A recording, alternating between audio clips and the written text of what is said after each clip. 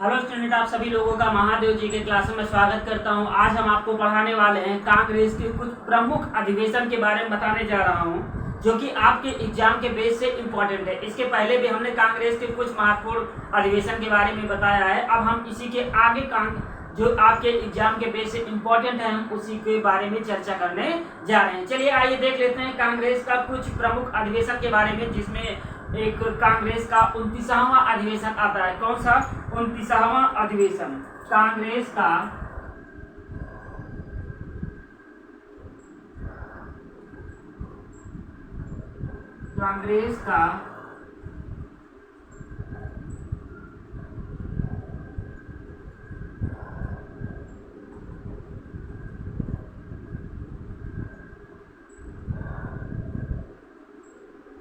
चलिए आइए थोड़ा सा कांग्रेस के इस 29वें अधिवेशन पे कुछ चर्चा कर लेते हैं। चलिए, कांग्रेस के 29वें अधिवेशन में ये बताया गया है कि इसमें ये कहा गया है कि जो स्वराज शब्द है, क्या स्वराज शब्द, हालांकि जो स्वराज शब्द है इसको पहली बार किसने प्रयोग किया था इस शब्द को? तो स्वराज शब्द का प्रयोग पहली बार स्वामी दयानंद सरस्वती ने किया था। इसी स्वराज शब्द का, स्वराज का मतलब ही होता है स्वशासन, मतलब स्वयं का शासन या अपना राज्य। ठीक, स्वराज का जो मतलब होता है स्वराज, स्वयं का शासन, ठीक, या फिर अपना राज्य या अपने राज्य में अपने द्वारा बनाए गए कानून को लागू करना, इसी को स्वराज कहते हैं। इसी शब्द पे, जो स्वराज शब्द है, ठीक है, इसी शब्द पे बहस हो गई। किसके बीच में? गरम दल और नरम दल के बीच में। हालांकि पहले जो अधिवेशन कराया जाना था, नागपुर में कराए जाने की जिम्मेदारी ली गई थी कि जो 29वां अधिवेशन है कांग्रेस का, इसको नागपुर में कराया जाएगा। लेकिन इसी स्वराज शब्द के चलते, ठीक, गरम दल और नरम दल दोनों दलों में बहस छिड़ जाती है, जिसकी वजह से इस अधिवेशन को सूरत में कराए जाने का निर्णय लिया जाता है। समझ गए? इसी अधिवेशन में यह बताया गया है कि जो गरम दल और नरम दल के दोनों अलग अलग तथ्य और अलग अलग मत की वजह से, ठीक है, स्वराज शब्द के वारण को लेकर के दोनों ने अपने अपने जब मत पेश किए, तो दोनों के मतों में बहुत ज्यादा डिफरेंट आ गया। हालांकि जब इसका सूरत में जब अधिवेशन, अगला जो अधिवेशन इसका मद्रास में कराए जाने का जब निर्णय लिया गया, तो वहां पर नरम दल गरम दल पर हावी होता दिखाई दिया। ठीक है, इसी अधिवेशन में जो जिन्ना थे, जिन्ना ने सचिव के रूप में, ठीक, जिन्ना ने सचिव के रूप में, किसके सचिव के रूप में? दादा भाई नौरोजी के सचिव के रूप में कार्य करना यहीं से स्टार्ट किया और यहीं से जिन्ना का बायोडाटा मिलना स्टार्ट हो जाता है। ठीक है, ये तो थे कांग्रेस का 29वां अधिवेशन के कुछ महत्वपूर्ण फैक्ट जो आपके एग्जाम के बेस से इंपॉर्टेंट है। चलिए आइए देख लेते हैं कांग्रेस का 29वां अधिवेशन कब हुआ था, कहाँ हुआ था, ठीक, और इसके कार्य क्या क्या चीज थी। चलिए आइए देखते हैं।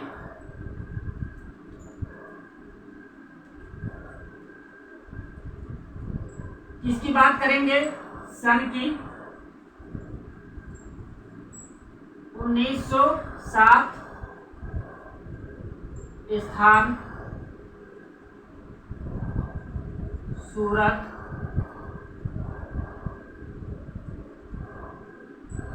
अध्यक्ष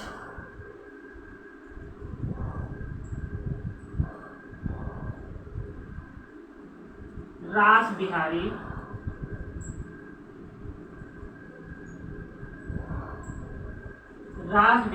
घोष। कार्य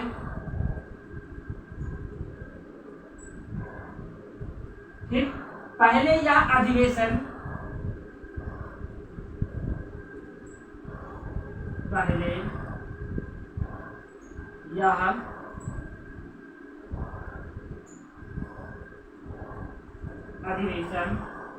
सूरत में, पहले यह अधिवेशन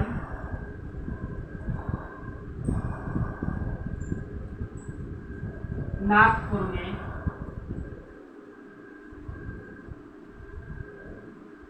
कराए जाने का निर्णय लिया गया।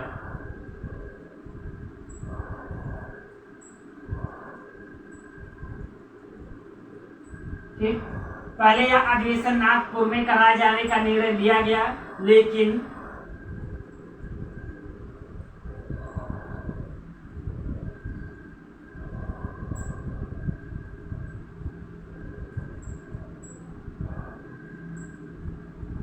स्वराज शब्द पर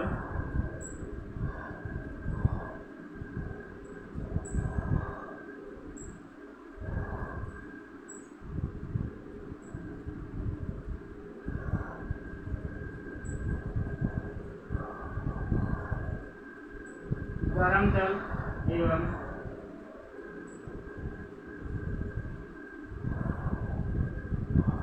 नरम दल में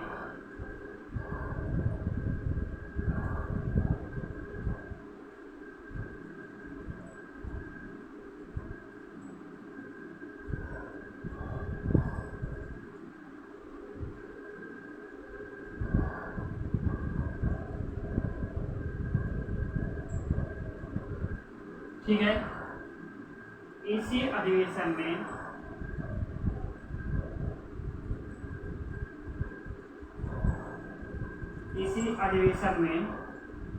जिन्ना ने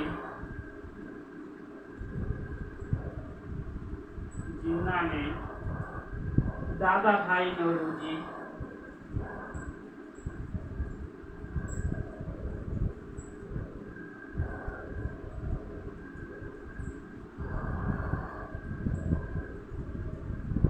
के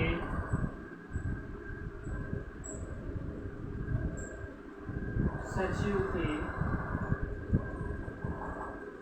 रूप में कार्य करना शुरू किया।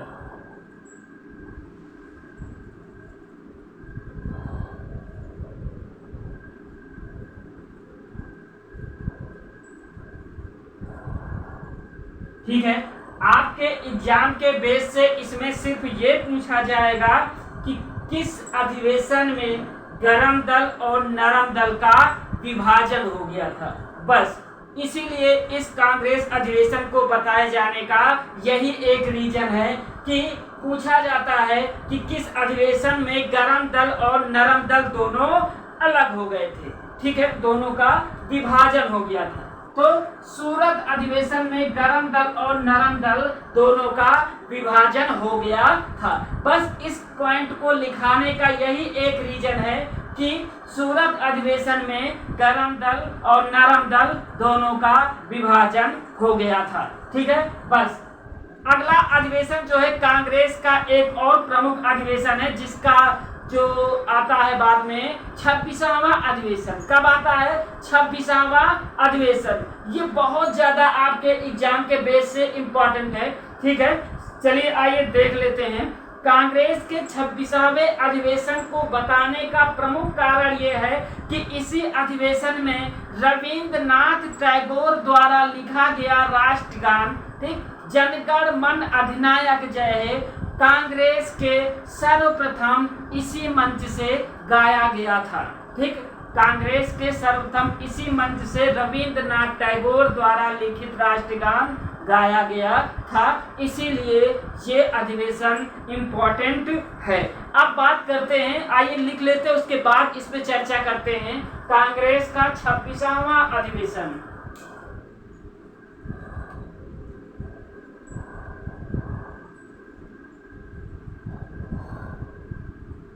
कांग्रेस का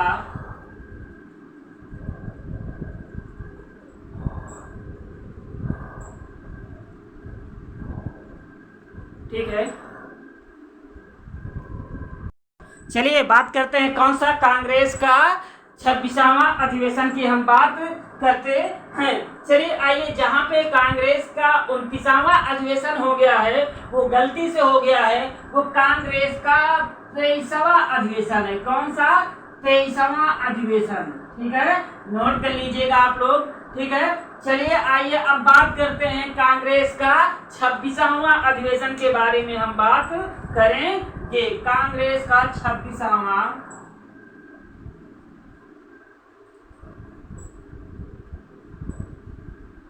अधिवेशन,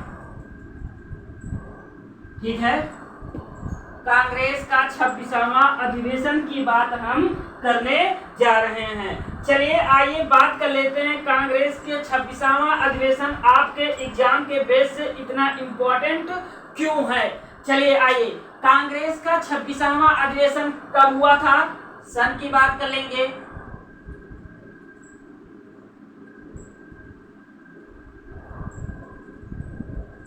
सन की बात करेंगे, फिर स्थान की बात करेंगे, फिर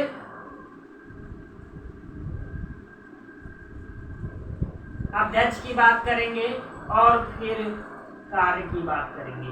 ठीक है, ये किसी भी अधिवेशन के ये इतने फैक्ट इंपॉर्टेंट होते हैं। चलिए आइए, कांग्रेस का जो 26वां अधिवेशन हुआ है वो कब हुआ है, वो 1911 में हुआ है। कब, 1911। ठीक है, अब बात करते हैं कांग्रेस का 26वां अधिवेशन हुआ कहां पे है, तो कहां हुआ है, कलकत्ता में।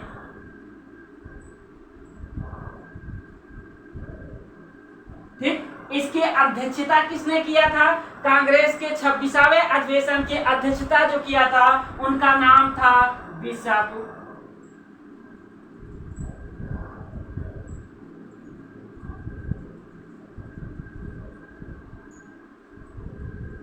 बिशप नारायण दत्त। ठीक, कार्य क्या था,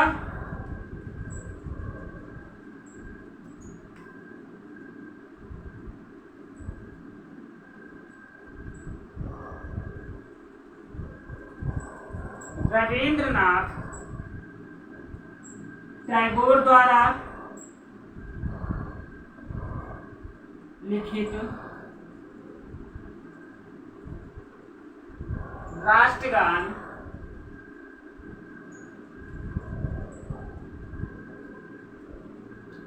ठीक, रविंद्रनाथ टैगोर द्वारा लिखित राष्ट्रगान जन गण, चलो बस इतना ही लिखिए। रविंद्रनाथ टैगोर द्वारा लिखित राष्ट्रगान का गायन इस अधिवेशन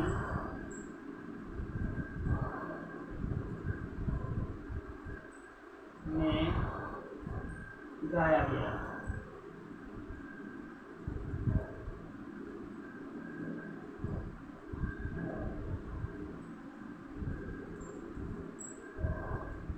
ठीक है, इसीलिए बहुत ज्यादा इम्पोर्टेंट है।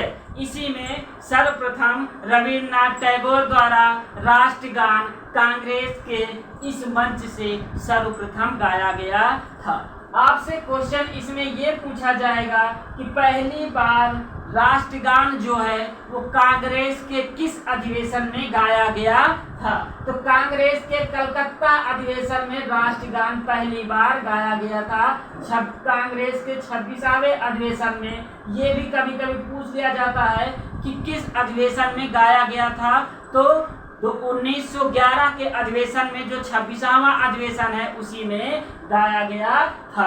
चलिए आइए बात कर लेते हैं इसी के आगे कांग्रेस के कुछ और महत्वपूर्ण अधिवेशन की बात हम करेंगे। चलिए आइए, हो गया होगा, मिटा दिया जाए। ठीक है,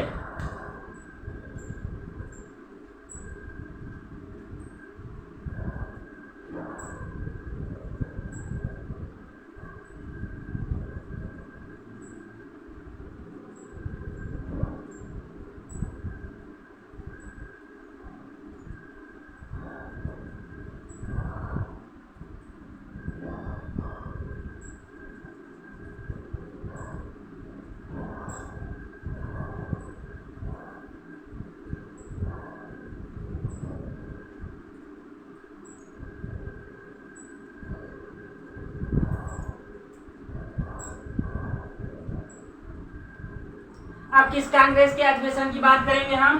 कांग्रेस के 31वें अधिवेशन की बात हम करने जा रहे हैं। कांग्रेस का 31वां अधिवेशन के बारे में थोड़ा सा हम चर्चा कर लेते हैं। देखो, जो कांग्रेस का 31वां अधिवेशन हुआ था वो लखनऊ में हुआ था। ठीक, इसके पहले क्या चीज था कि हिंदू और मुस्लिम, ठीक, हिंदू और कांग्रेस और मुस्लिम लीग दोनों के बीच में, ठीक, तिलक, बाल गंगाधर तिलक और एनी बेसेंट के सहयोग से मुस्लिम लीग और कांग्रेस दोनों एक समझौते के स्तर पर आए।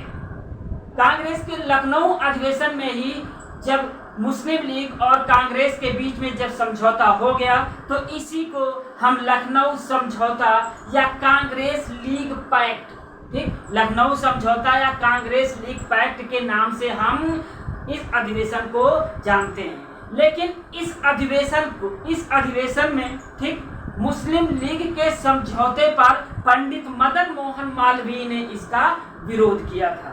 ठीक, इसी अधिवेशन में मुस्लिम लीग ने क्या किया था कि पहली बार अपने लिए पृथक निर्वाचक मंडल की मांग की थी और इसको स्वीकार कर लिया गया था। लखनऊ अधिवेशन में ही जो 1907 में गरम दल और नरम दल दोनों अलग हो गए थे, ये दोनों आकर के फिर से कांग्रेस के लखनऊ अधिवेशन में दोनों में समझौता हो गया, एक हो गए।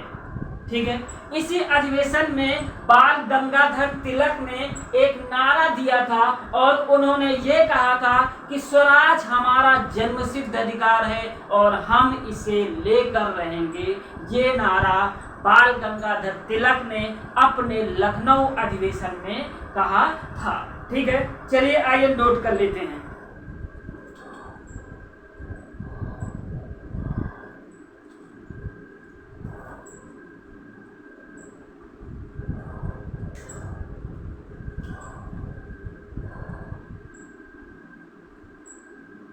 सन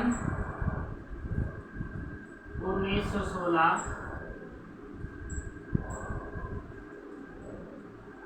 स्थान लखनऊ, अध्यक्ष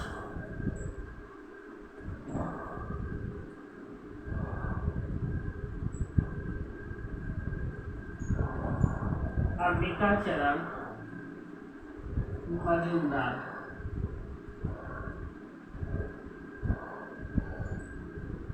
तो कार्य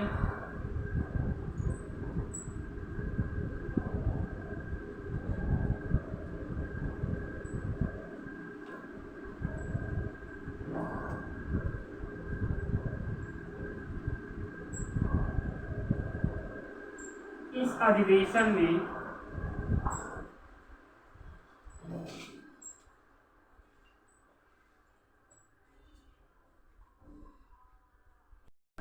ठीक है, इसमें यह बताया गया है कि इस अधिवेशन में तिलक और एनी बेसेंट के सहयोग से क्या बताया गया है, तिलक और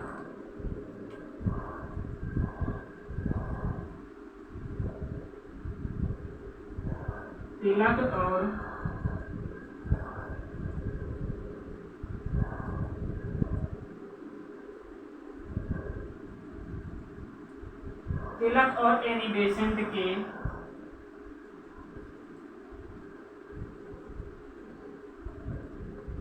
सहयोग से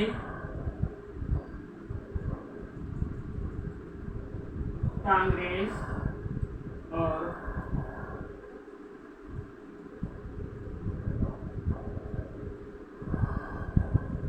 मुस्लिम लीग में समझौता हो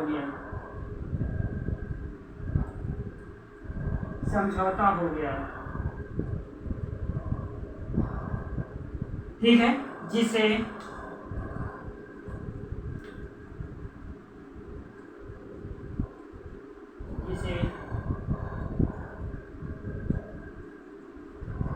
लखनऊ समझौता जिसे लखनऊ समझौता या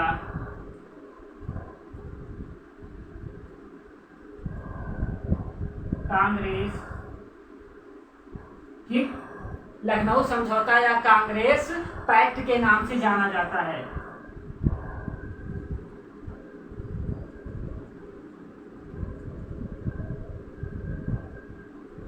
पैक्ट के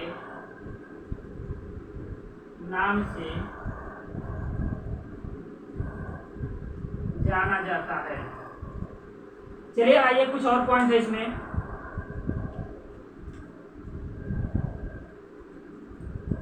इसी अधिवेशन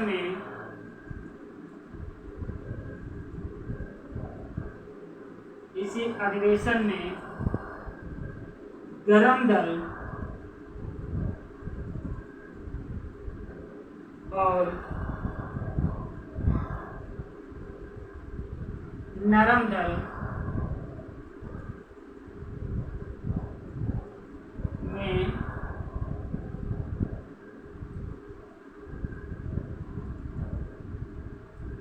समझौता हो गया।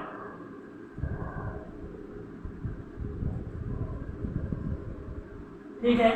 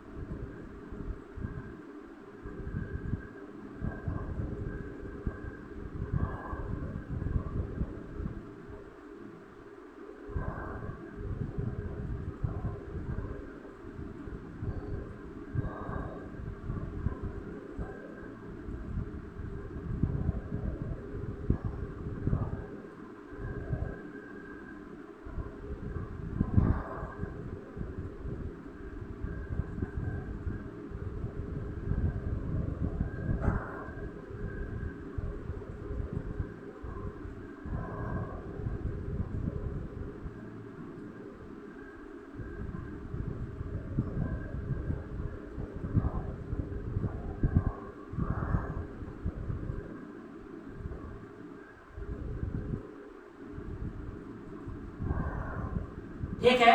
इसी में बाल गंगाधर तिलक ने कांग्रेस के लखनऊ अधिवेशन में एक नारा दिया था। उन्होंने ये कहा था कि स्वराज हमारा जन्मसिद्ध अधिकार है और हम इसे लेकर रहेंगे। ठीक है, और एक पॉइंट और है,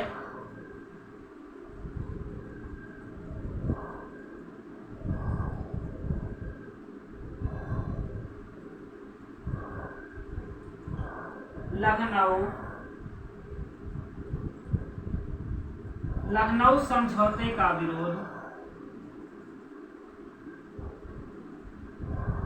पंडित मदन मोहन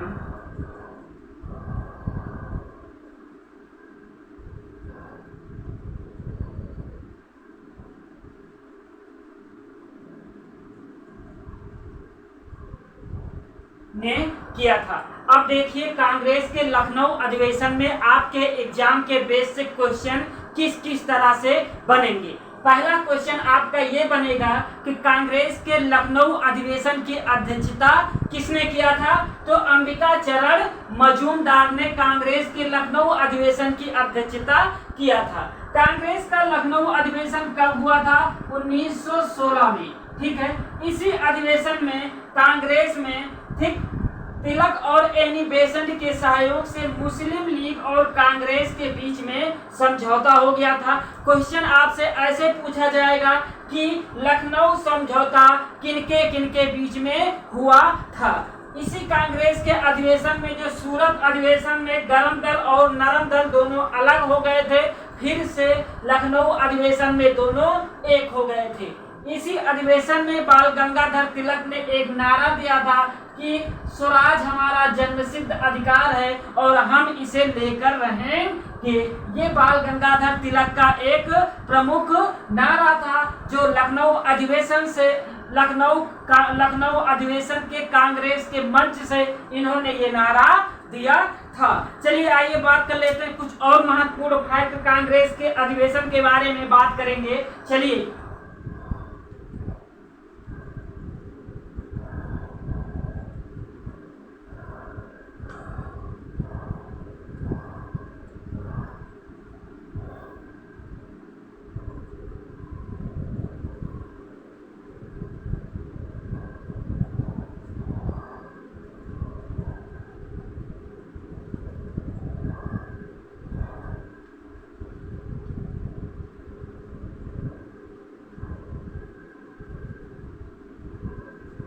चलिए कांग्रेस का अगला अधिवेशन कौन सा है?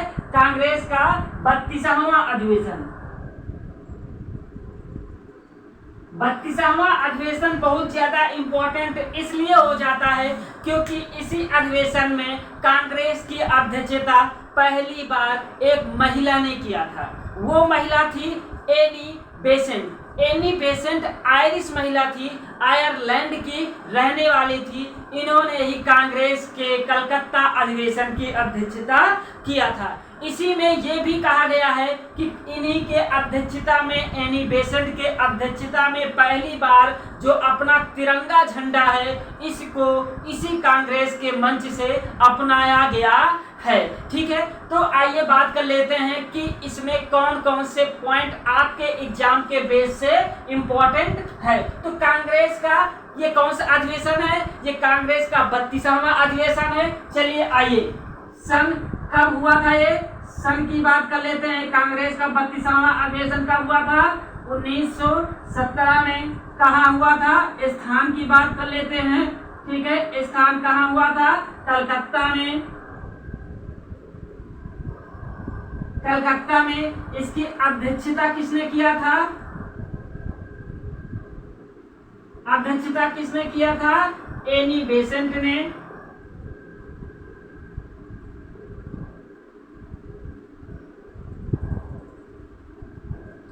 ठीक है, किसने किया था? एनी बेसेंट ने, श्रीमती एनी बेसेंट। पूरा लिख लीजिए भाई।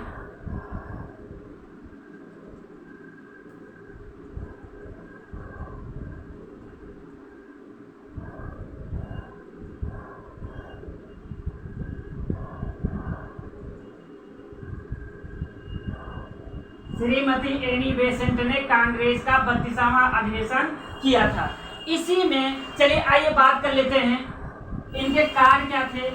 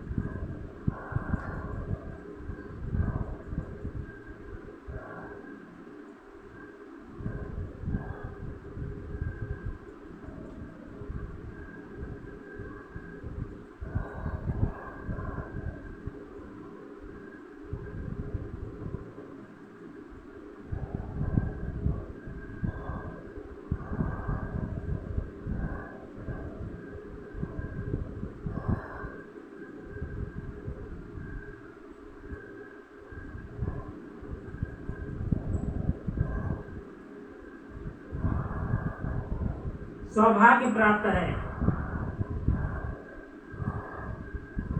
अब आपके इसमें से क्वेश्चन कैसे पूछा जाएगा? ठीक है, कांग्रेस की प्रथम महिला अध्यक्ष, ये क्वेश्चन आपसे पूछा जाएगा। तो कौन थी? Annie Besant. कांग्रेस की प्रथम महिला अध्यक्ष कौन थी? Annie Besant. दूसरे तौर पे आपसे क्वेश्चन पूछा जाएगा, कांग्रेस की प्रथम विदेशी महिला अध्यक्ष कौन थी? ये विदेश की रहने वाली थी, आयरलैंड की रहने वाली थी। तो ये भी क्वेश्चन पूछा जाएगा, कांग्रेस की प्रथम विदेशी महिला अध्यक्ष कौन बनी थी? एनी बेसेंट बनी थी। किस अधिवेशन में बनी थी? कलकत्ता के अधिवेशन में बनी थी। कब बनी थी? 1917 में बनी थी। ठीक, कांग्रेस के कलकत्ता अधिवेशन की अध्यक्षता एनी बेसेंट के समय में पहली बार जो अपना तिरंगा झंडा है इसको इस कांग्रेस के अधिवेशन में अपनाया गया था। ठीक है, ये तो थे कांग्रेस के कुछ महत्वपूर्ण अधिवेशन के बारे में। चलिए, इसमें 3 तरीके से क्वेश्चन बनेगा, याद रखिएगा। पहला, प्रथम भारतीय महिला अध्यक्ष एनी बेसेंट। प्रथम विदेशी महिला कांग्रेस अध्यक्ष एनी बेसेंट। दूसरा कहाँ हुआ था और कब हुआ था, ये नहीं पूछा जाता है, ये कभी नहीं पूछा जाता है। बस ऐसे बता, कभी कभी मैच में पूछ लिया जाता है कि कांग्रेस के किस अधिवेशन में 32वां 34वां 36वां ऐसे दे देता है। चलिए आइए बात कर लेते हैं एक और कांग्रेस अधिवेशन के बारे में जो इंपॉर्टेंट है आपके एग्जाम से। ठीक, कांग्रेस का 33वां 32वां हो गया, 33वां भी आपके एग्जाम के से इंपॉर्टेंट है। चलिए आइए, कांग्रेस का 33वां अधिवेशन।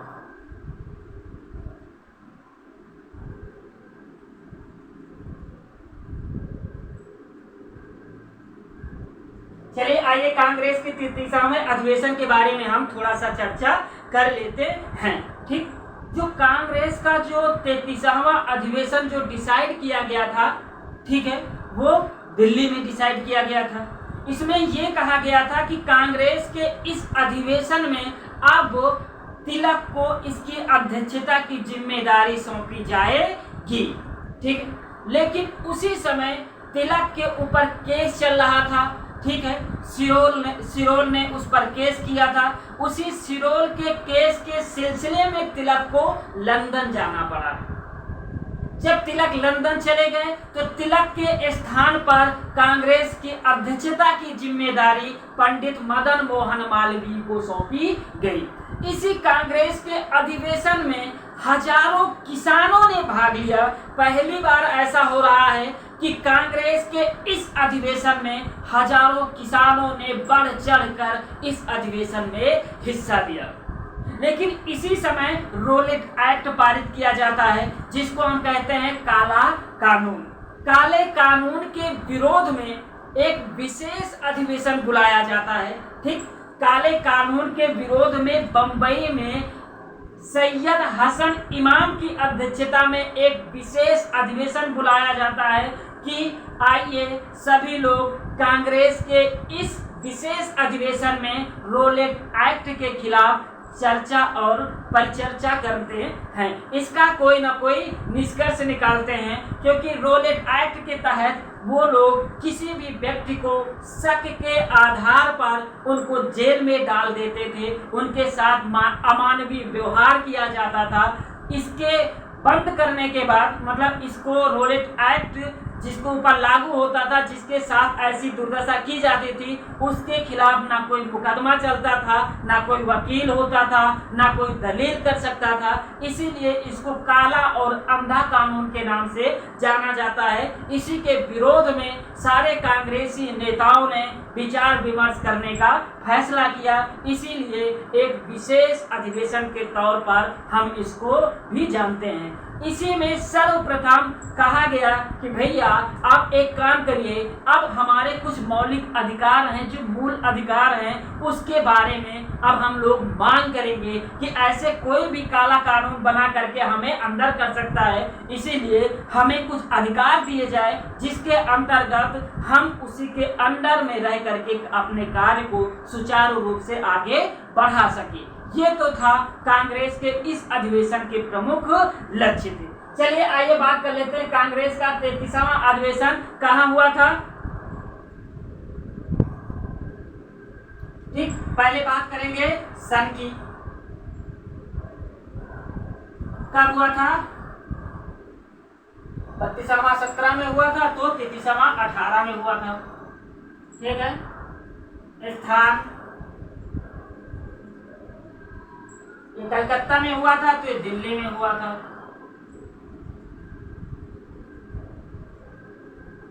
अध्यक्ष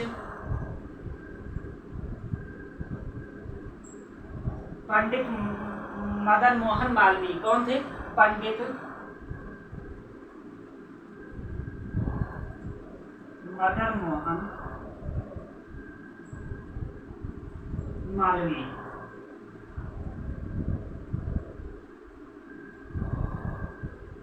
ठीक है, कार्य इसके हम कार्य की बात कर लेते हैं। चलिए,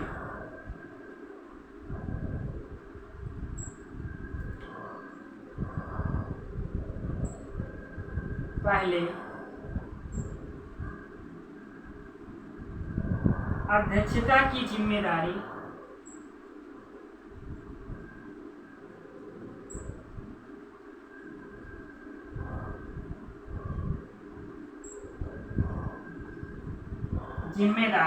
तिलक को सौंपी गई।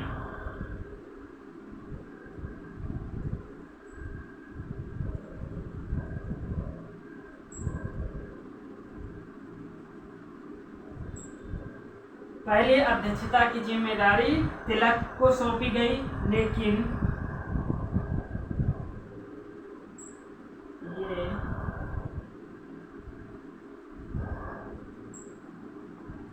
सिरोर केस में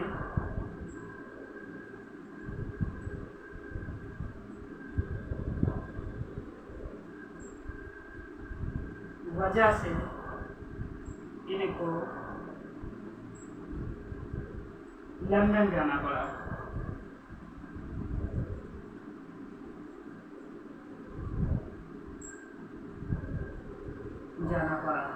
तब मालवीय को अध्यक्ष बनाया गया।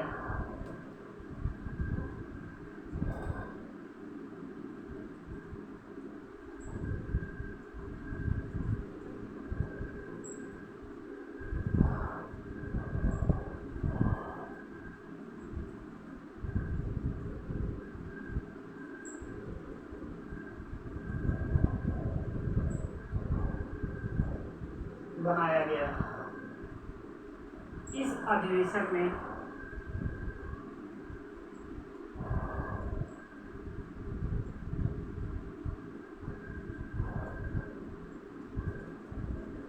हजारों किसानों ने भाग लिया था।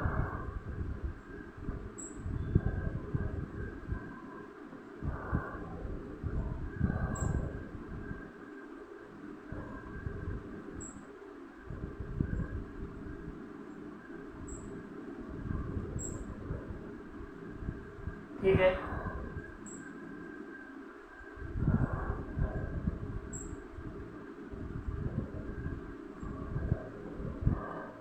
एक पॉइंट और है।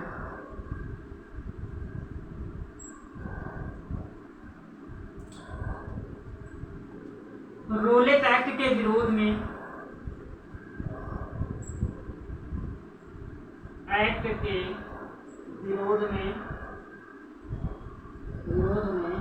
बंबई में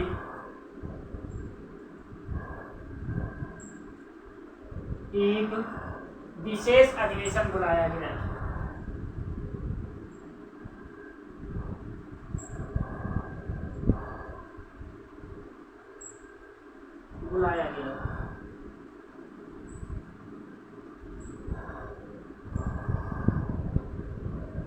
ठीक है, और इसमें कुछ पॉइंट है। ठीक है, अध्यक्षता हसन इमाम ने किया था।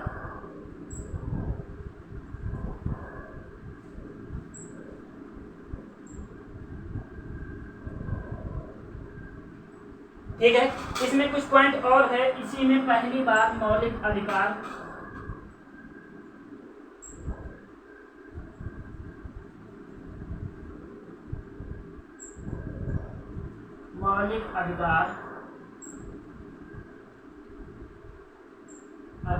की मांग की गई थी।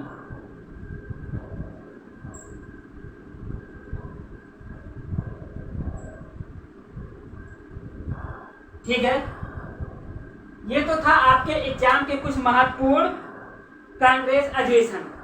अगला वीडियो इसके आगे कल लेके आएंगे। अब इसमें आप लोग देख लीजिए क्वेश्चन कैसे बनेगा। इस वाले में पहला क्वेश्चन आपसे बनेगा कि रोलेट एक्ट के विरोध में पहली बार कांग्रेस का विशेष अधिवेशन कहाँ बुलाया गया था? तो कांग्रेस का विशेष अधिवेशन बंबई में बुलाया गया था। दूसरा क्वेश्चन ये बनेगा कि किस अधिवेशन में हजारों किसानों ने भाग लिया था? तो कांग्रेस के दिल्ली अधिवेशन में हजारों किसानों ने भाग लिया था। ठीक है, पहली बार मौलिक अधिकार की मांग कांग्रेस के किस अधिवेशन में किया गया था? तो कांग्रेस के दिल्ली अधिवेशन में पहली बार 1918 में मौलिक अधिकार की मांग किया गया था। ठीक है, थैंक यू दोस्तों। लाइक करिएगा, शेयर करिएगा, कमेंट भी करिएगा। ठीक है, क्योंकि यही हमारी मेहनत का फल होता है। Thank you.